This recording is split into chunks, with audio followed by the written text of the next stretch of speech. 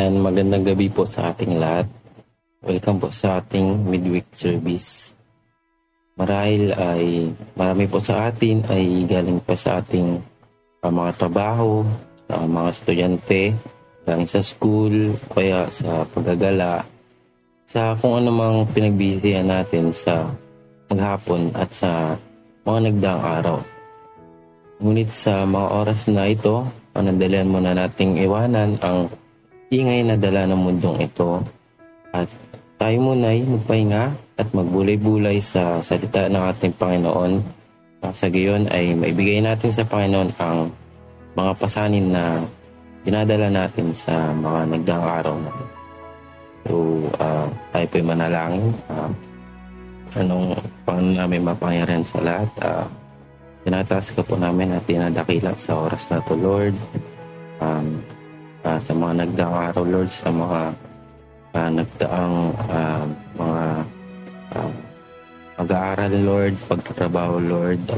Alam namin, Lord, na marami kaming pasanin ngayon, Lord. Marami kaming dala, Lord. Bigyan niyo po kami ng kapahingaan, Lord, sa oras na to, Lord. Nadala ng inyong mga salita, Lord, na dala ng inyong presence, Lord. Sa inyong presence, Lord, naramdaman namin ang comfort, Lord, ang kapayapaan ng katahimikan, Lord.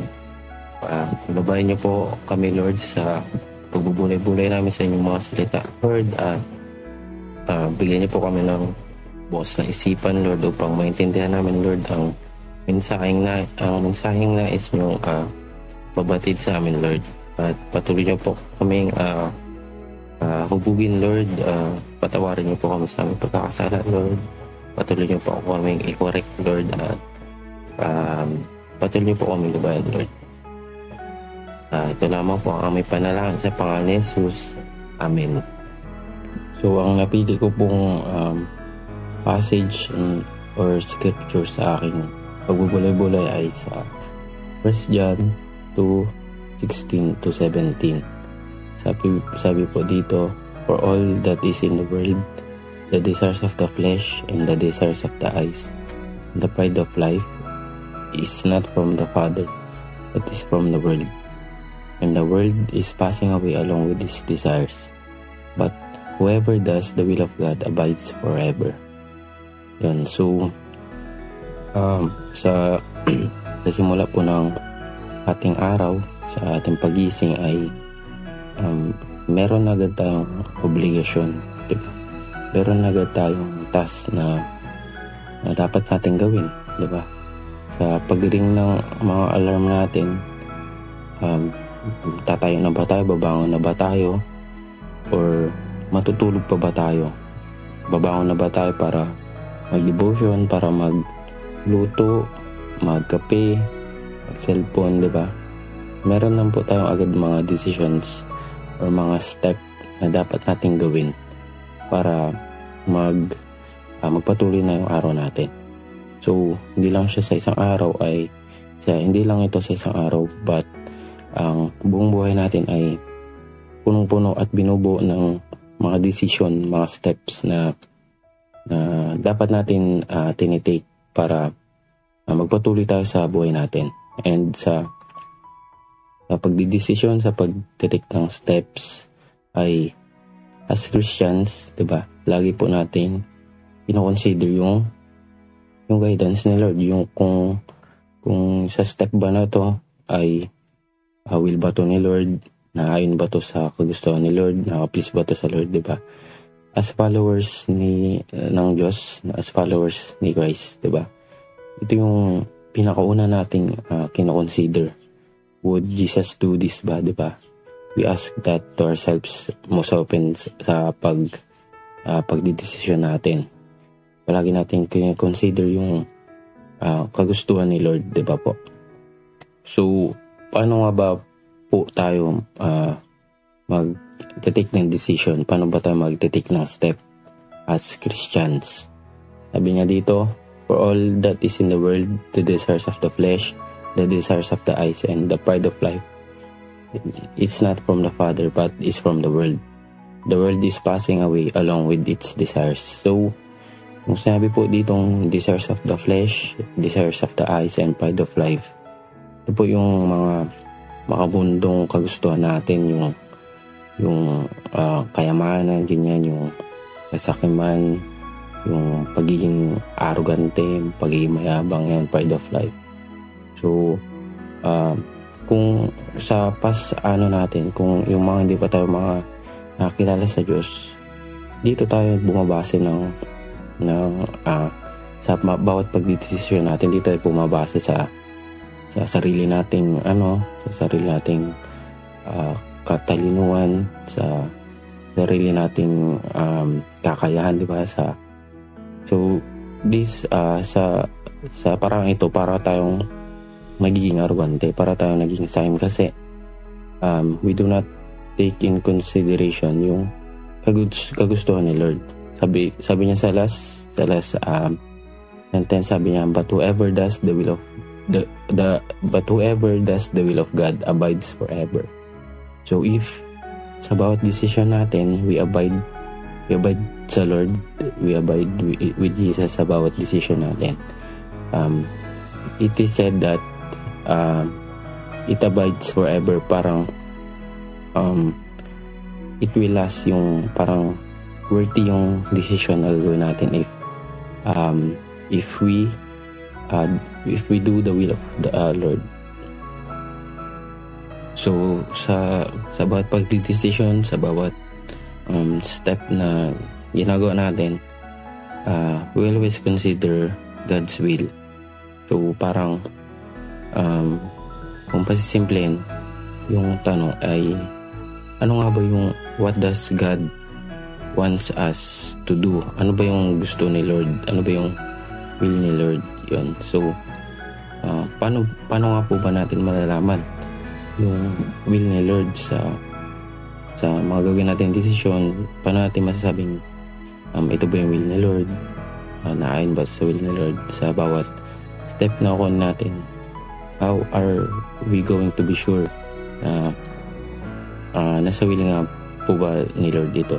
Paano po ba natin malalaman kung ano yung gusto ni Lord na gawin natin sa gantong circumstance, sa gantong situation? Wala naman na po tayo sa era ng Old Testament na meron tayong direct conversation kay Lord, na yung palitan ng dialogue kay Lord, yung kagaya ng kay Abraham, di ba? Nakausap niya si Lord, sabi na pinangakuan siya ni Lord na magiging father of all nations siya.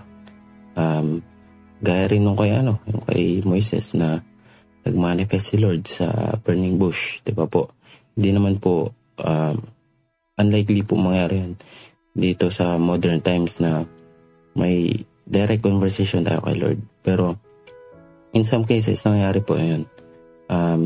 It does not limit God naman na He can do it because He's all powerful.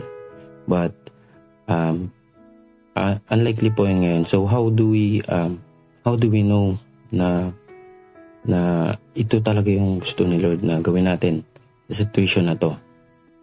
You might not have the means to directly converse with God, na yung sumasagot talaga yung may palitan talaga ng But what do we have in the modern times, 'di ba? We have the Bible naman, 'di ba? The Bible is the living word of God. Nandito yung mga commandments ni Lord na love God with all your heart, 'di ba? Love your neighbors as you love yourself, 'di ba? The Great Commission. Nandito yung mga ways, yung mga teachings, yung mga commandments ni Lord na ginawa niya sa past, naka-record na dito. So even though hindi natin di directly sinasabi ni God yung utos niya sa atin, but nandito naman siya nakasulat sa Bible. So we have to go back to the Bible. We have to meditate on it. Kung gusto natin talaga malaman na kung gusto ba ni Lord na gawin natin itong bagay na to, kung will ba ni Lord na gawin natin to, we should seek counsel sa Bible. We should read the Bible. Di ba po ba, if want to know if will ni Lord na gawin natin to, na paniwalaan natin to, na if we want to know if yung belief natin is naayon pa ba sa word ni God, sa will ni God, yung mga paniniwala natin, if naka-ground pa ba to kay God, diba? We take counsel sa Bible if tama pa po ba to, if nakalin pa to. For instance, diba, sa school natin, sa trabaho, diba, meron tayong workmate o kaya schoolmate na sobrang nakakainis talaga, yung tayong trip nilang sakasaring ganyan, diba? As Christians na magdidesisyon dito, do we act out of violence? Sasakalin ba natin sila ganyan? Di pa po ba? If we take counsel sa Bible, anong sabi sa Bible? Di ba yung fruit ng Holy Spirit, di ba? Nandun yung self-control, di ba? Yung discipline. So, we do not act out of violence. Di natin sila sasakalin. Because the Bible said, di ba? The Bible says na we should be patient. We should have love. We should have self-control, di ba? Sabi nga, love your neighbor as you love yourself. So instead of showing violence, di ba, you should try to understand them, di ba? Personally po, sobrang hirap para sa akin na yung sa pag-manage ng anger. Parang kapag napuno na po ako, parang yun, nagiging medyo violente po. Hindi po halata nga sa akin, pero medyo ganun po ako. But I try to rin naman. Diba kasi sabi nga sa Bible, fruit of the Holy Spirit is discipline at saka self-control. So I try to control myself para hindi ako nag-act out na yan, nagiging violente. So if hindi pa rin clear yung dapat natin gawin after natin magbasa ng Bible, diba? We should pray, diba? We should run to God Himself by the means of prayer. So sabi dito sa aklat ni James chapter 1 verse 5, sabi niya dito, if any of you lacks wisdom, you should ask God, who gives generously to all without finding fault, and it will be given to you. But when you ask, you must believe and not doubt, because the one who doubts is like a wave of the sea, blown and tossed by the wind. That person should not expect to receive anything from the Lord. Such a person is double-minded and unstable in all they do. So, sinasabi din ni James dito na if we lack the wisdom to navigate yung daan, if hindi tayo sure sa daan natin, attack natin, should ask God, diba? Sabi niya pa dito, who gives generously to all without finding fault, and it will be given to you. So, if we ask God na for guidance, bibigyan niya sa atin. Pero may condition, sabi niya, but when you ask, you must believe and not doubt. Because the one who doubts is like a wave of the sea blown and tossed by the wind. So if lalapit tayo kay Lord para humingi ng wisdom, ng guidance sa decision making na gagawin natin, dapat we humble ourselves, diba? We empty ourselves, na hindi tayo magiging arrogant sa harap ni Lord, na idadoubt natin yung ibibigay niyang knowledge, or idadoubt natin na baka di naman sagutin ni Lord yung panalangin ko na i-guide niya o ganyan. We should not doubt the Lord, because sabi niya, yung mga nagda-doubt para lang silang alon sa dagat, dinadala lang ng hangin kung saan pupunta, parang go by the current lang sila kung saan dalay ng agos, parang gano'n lang. Sabi pa dito, that person should not expect to receive anything from the Lord, di ba? Ba't ka palalapit kay God kung magdadoubt ka lang rin? Parang in contrast yun sa kung anong gusto mong hingin sa Lord, di ba? Sabi niya dito, such person, double-minded and unstable in all they do, di ba? Hindi sila sure sa ginagawa nila. Puro sila doubt lang. Wala silang certainty sa mga ginagawa nila, and they are unstable. Sabi pa nga po, diba, sa Proverbs 3:5, diba? Trust in the Lord with all thine heart and lead not unto thine own understanding. So, sa decision making natin, para malaman natin na nasa will talaga tayo ng Lord, is by kapag nakikita natin huli tayo nag-trust sa Lord. If hindi tayo nagtatrust sa sarili nating kaalaman, if sinasantabi natin yung sarili nating kaalaman para sundin yung will ni Lord, diba? Hindi natin inisip na kung saan tayo ipunta ni Lord, baka mahirap yan, di ko kaya yan, di ako maalam sa mga ganyang bagay, di ko naman expertise yung mga ganyan, di ako magaling dyan. But if we put our trust sa Lord and we trust Him fully na yung mindset natin, God will give me the resources na kailangan ko, diba? Ano pang pipigil sa atin, diba? Sabi niya pa dito, yung kasunod na verse nun, in all thy ways acknowledge Him, and He shall direct thy paths. Diba? He shall direct. So, kung magtatas talaga tayo, papakita ni Lord yun dan. Ipapakita niya yung will niya sa atin kung fully tayong magtatas sa Kanya. But as we pray, dapat we have to take actions para malaman natin if will talaga ni Lord. For example, sa trabaho, pinag-pray natin, Lord, sana po makapasok ako sa company na to. If it's your will, Lord, make it happen, ganyan.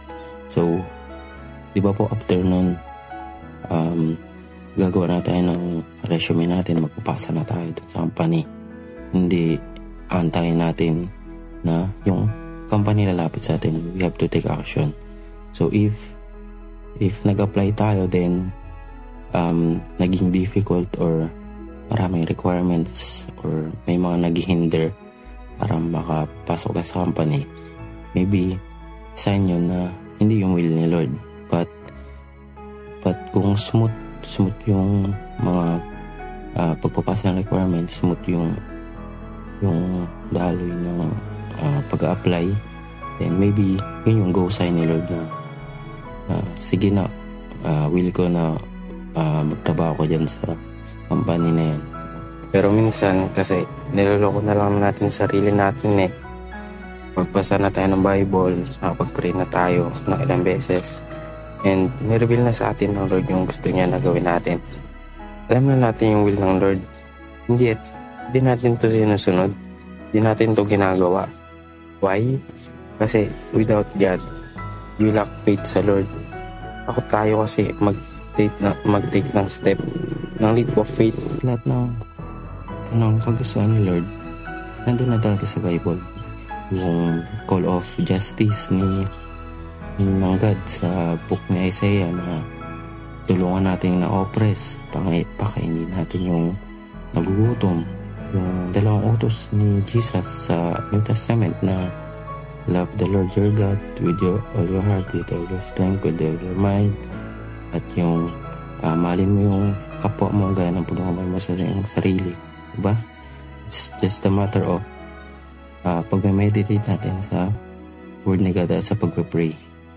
So yung parang nagiging issue is yung lack of faith natin, yung pagdadoubt natin, yung pagkakaroon natin ng hesitation sa pagtitake ng leap of faith. Kasi tayong mga tao gusto natin certain, parang gusto natin 100% na sure tayo na kapag ginawa natin to, magtatagumpay tayo.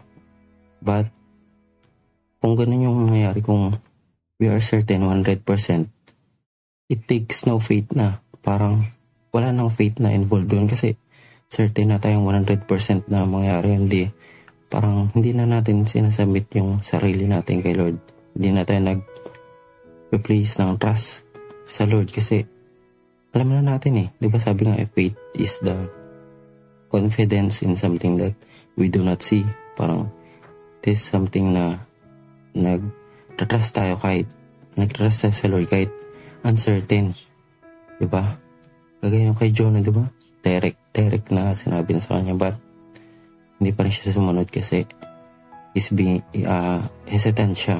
May doubt sa puso niya. Diba yung nasa wilderness, yung mga Israelita, diba? Binigyan ba sila ng Lord ng mapa na makikita na nila yung promised land, diba? Hindi. Ang binigay sa kanila ni Lord is yung clouds, yung pillar of clouds and fire. Nasusundan nila kung saan yung daan, diba? By that, na-establish yung relationship na dapat magkaroon tayo ng faith. Dapat we place our trust on God. Kahit hindi tayo sure kung saan man papunta yung pillar of clouds and fire na yun. Basta we know that it is God. It is God who is guiding us. It is the all-knowing, all-powerful, the caring, that siya yung nag-guide sa atin. And we put our trust sa Lord dahil siya ang tagapagligtas natin, siya ang refuge natin. Siya yung may pangalan sa taas ng lahat ng pangalan. Siya yung pinakadakila sa lahat. That's why we put our faith in God. So, challenge po natin sa linggong ito ay is to put our trust in God. Isasantabi natin yung mga kaalaman natin sa paggawa ng desisyon. Isasantabi natin yung sariling kagustuhan natin, but let us fully trust God. Let us fully place our trust in God even though it's uncertain, even though hindi natin talaga sure. But because si God yung gumagabay sa atin, we are peaceful. Meron tayong peace. Sumusunod tayo kay Lord. Tayo po yung manalangin. Panginoon namin mga pangyarihan sa lahat. Maraming salamat po sa gabing ito, Lord, na ginabayan niyo po kami, Lord. Pagbulay-bulay kami sa inyong mga salita. Patawarin niyo po kami, Lord, sa aming pagkakasala. Patawarin niyo po kami sa kawalan namin ng pagtitiwala, pananampalataya sa inyo, Lord. Bigyan niyo po kami ng pusong huli na nagtatas sa inyo, Lord, na huli namin isasabit ang sarili namin, Lord, sa inyo sa mga bagay na uncertain kami. But dahil kilala ka namin, Lord, but dahil naririnig namin yung boses niyo, Lord, at nakikilala namin yung boses niyo, Lord, as our Lord and Savior, hindi kami magiging anxious, Lord. Hindi kami magiging worried sa step na titake namin, Lord. Dahil alam namin, Lord, na ito ang inyong will, ito ang inyong kagustuhan para sa amin, at ito ang inyong salita, ito ang inyong katotohanan, Lord. Dito kami, Lord, susunod, Lord. Patuloy niyo po kami gabayan, Lord. Pagpalain niyo po kami sa isang linggo na harapin pa namin, Lord, sa mga araw pa, Lord, na natitira sa linggong ito, Lord. Kaya ako siyang gumabay sa amin, Lord. Give us the wisdom, the guidance, Lord, to navigate yung mga decisions na gagawin namin, Lord. Ito lamang po ang aming panalangin sa matamis na pangalan ni Jesus. Amen.